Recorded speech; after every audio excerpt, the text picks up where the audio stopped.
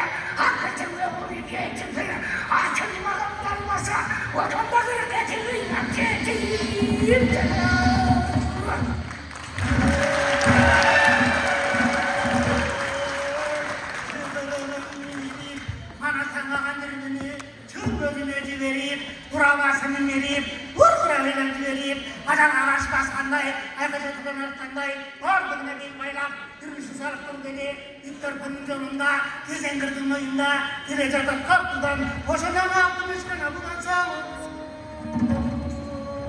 Başın yerine sağlıktır, arkada yarı sağlıktır, boynun yerine sağlıktır, bodosları sağlıktır, denge işte bakanda, korcanda ontorunun, elinde bunu sayılar, örgü tapta vergende, şartlı yoksun sayılar, kalatsızca barganda, taman ederini tarsından, korun, kuğdu, öpütünce karşından, aranda boğazın açılıktan aralacak, boğazın açılık, ökününde görüngen ederken Boşanma karşılık çıkıyor. Paralı olan denesi, kalapları canlı dönüp, üstünde bir bahası, geriye kadar karasan, geriye işlet gözünüp, özün gözüyle yanmay, bir sadaran yanmay, kançakara bir sadar, yaş okumak yanmay, dönüp gitti çok balık büyük, çuvat balık. Kurdalan sinir bizi dayanacak. Ey barakende! Çok rahmat! Götür başta ulutlaşım kandaşım, gökürükte ulu namız kaynasın, her bir kırgız amanatı manastın, han tukuma kulga aylanıp kalmasın. Aldığımızlarda Kırgız Respublikası'nın en artisti, zamanımızın Zalkar manasçısı Nazarkul Seydirahmanov, jana Manas dünyasını ömrünü anlagan Abdümanap Safaraliyev ağaylar. Çok çok rahmat.